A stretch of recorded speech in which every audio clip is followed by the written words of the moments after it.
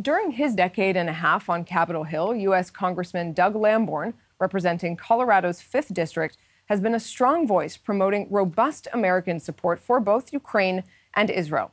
Since 2011, he served as co-chair of the Israel Allies Caucus, and in 2014, he co-sponsored a House resolution supporting the democratic and European aspirations of the Ukrainian people.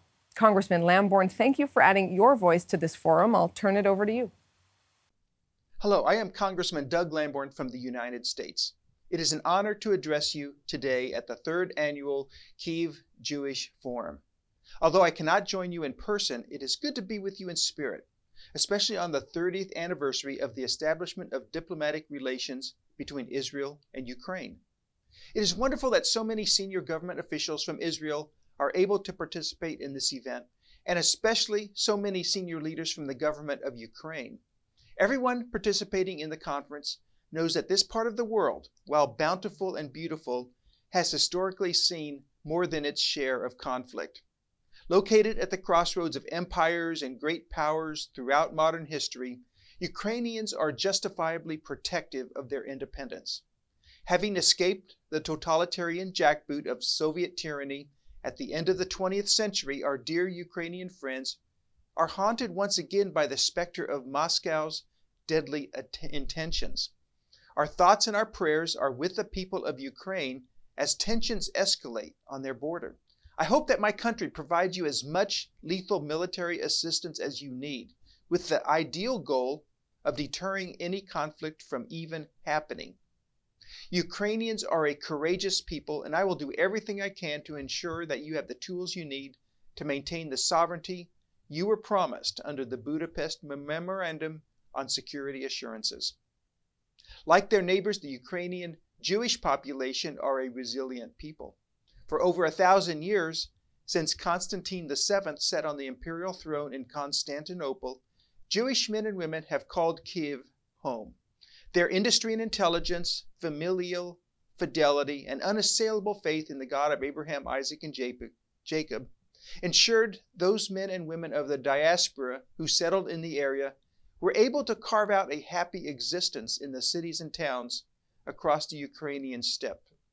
In many cases, they flourished, but the Jewish population of Ukraine was not immune to the turmoil which engulfed the region in the Middle Ages, and unfortunately, a great deal of the violence and horror targeted them specifically.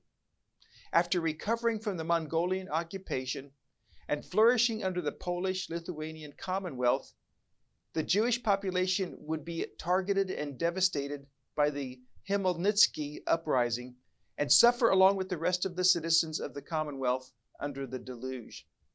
In the 19th century, as the Ukrainian Jewish community again recovered and spread, the modern pogroms began.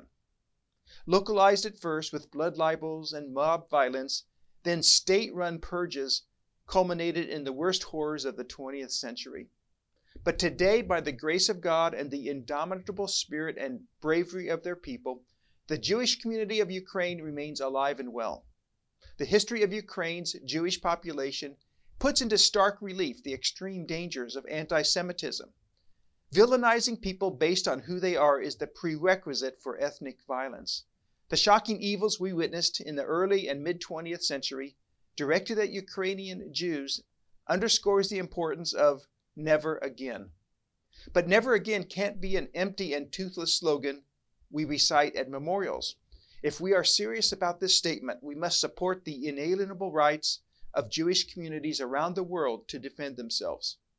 Whether that means standing up for Israel and defending Israel at the UN, or reaffirming their right to exist and providing them the means to defend themselves, we must remain vigilant in the fight against the oldest hatred.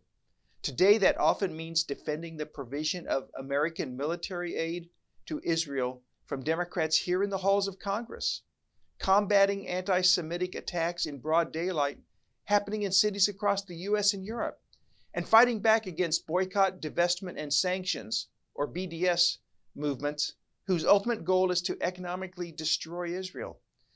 To this end, it was my honor to introduce the Taylor-Force Act, which prohibits American taxpayer dollars from going to the Palestinian Authority until they cease paying a stipend to terrorists who murder innocent Israelis. Unfortunately, it appears that the Palestinian Authority is once again in violation of this U.S. law. The Biden administration must take action. This must not stand. Similarly, it is unfortunate that we must fight right now with elements of the Democratic Party to ensure that Iron Dome, an entirely defensive system, is fully funded. I am pleased to say that we were able to fully fund the Iron Dome and similar Israeli missile defense systems like Arrow 3 and David Sling in the fiscal year 2022 National Defense Authorization Act, which just passed. And last year, I introduced language into the defense bill, which will let Israel and the U.S. develop anti-missile laser technology together. I hope someday soon we can say that the Iron Beam is shooting down jihadist rockets over Tel Aviv. On that note, we must pause to recognize the great strides Ukraine has made. Ukraine has become much more welcoming and safe for their Jewish population, even electing President Zelensky, their first Jewish president, a milestone even the U.S. has not reached. I applaud President Zelensky and his government for their efforts to make their fellow citizens welcome and Ukraine's ongoing good relations with Israel. How a nation views Israel and the Jewish people says a great deal about the character of that nation. And in recent years, our Ukrainian friends are emulating the noblest traditions of their country's history. As the psalmist said, "Pray for the peace of Jerusalem. May they prosper who love you." Thank you again for allowing me to address your assembly. Let us continue fighting together against anti-Semitism and oppression in all its forms. May God bless the United States, Israel, and Ukraine.